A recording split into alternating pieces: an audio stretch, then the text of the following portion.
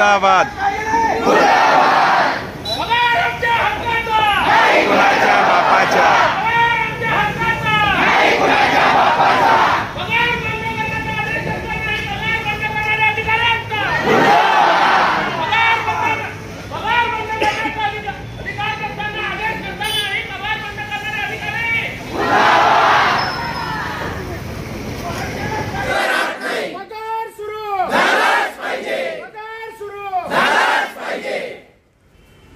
अधिकाऱ्याला होते बेल, शिक्षकाला होते जेल, अधिकाऱ्याला होते बेल, शिक्षकाला होते जेल, पगार आमच्या हक्काचा नाही कुणाच्या बापाचा, पगार आमच्या हक्काचा नाही कुणाच्या बापाचा, पगार सुरू झालाच पाहिजे, पगार सुरू झालाच पाहिजे। पगार स्कूल आईडी घोटाले में निर्दोष शिक्षकों का वेतन रोका, वेतन भुगतान की मांग को लेकर प्रदर्शन तेज। स्कूल आईडी घोटाले की चल रही जांच के बीच आज शिक्षकों और गैर शिक्षण कर्मचारियों ने अपने वेतन भुगतान की मांग को लेकर जोरदार प्रदर्शन किया। यह प्रदर्शन संभागीय उपनिदेशक शिक्षक कार्यालय के सामने हुआ, जहां बड़ी संख्या में शिक्षक और कर्मचारी एकत्रित हुए। आकाश कदम सर, आज आमचे 8 महिन्यापासून पगार बंद आहे आणि जे तक्रारदारी शालार्थाबद्दल याच ऑफिसचे रवींद्र पाटील सर यांनी तक्रार करून आणि ते त्यावेळेस शालार्थ समितीचे प्रमुख होते, शालार्थाचे प्रमुख होते, त्यांनी आम्हाला आयडी दिली आणि तेच म्हणतात आता की आमची आयडी बोगस आहे। तर या आज आम्हाला 8 महिने झाले की आमचे पगार नाही आहे। आज आमची परिस्थिती काय हे आमचं आम्हालाच माहीत आहे।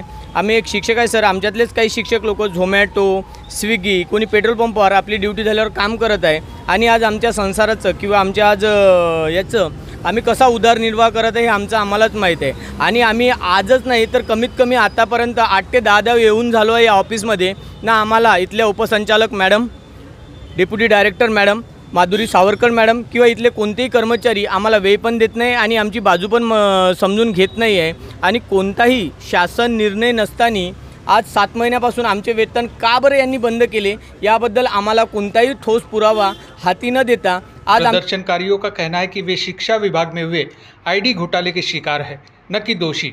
उनके पास सभी मूल शैक्षणिक और सेवा से जुड़े दस्तावेज मौजूद है। हम यहाँ शिक्षण उपसंचालक कार्यालय में हैं। हमारा ये 3-4 बार यहाँ है हम, पर जो यहाँ की इंचार्ज मैडम हैं वो हमें एक भी बार नहीं मिली है। इसका मतलब अब क्या समझे, 7 महिन्यापासून आमचा पगार झालेला नाही। इथे आम्ही जवळजवळ 300 शिक्षक आहोत। आम्हाला बोगस हे पदवी दिलेली आहे यांनी, तर आमची शैक्षणिक पात्रता पूर्ण आहे।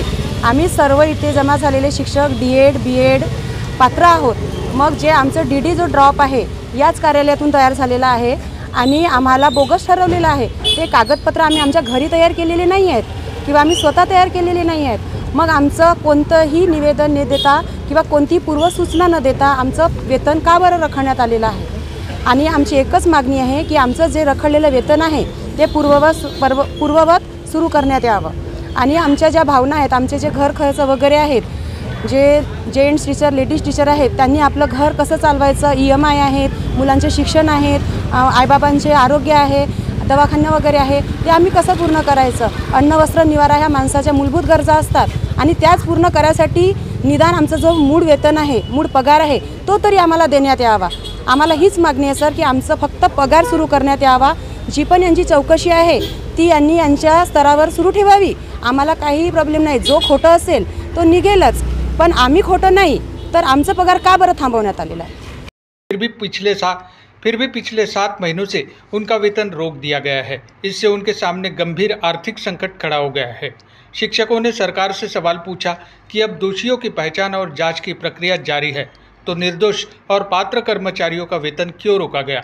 उनका कहना है कि वे रोजाना विद्यार्थियों को पढ़ा रहे हैं, नियमित रूप से विद्यालयों में अपनी सेवाएं दे रहे हैं, लेकिन बदले में उन्हें मेहनत की सही कीमत तक नहीं मिल रही है।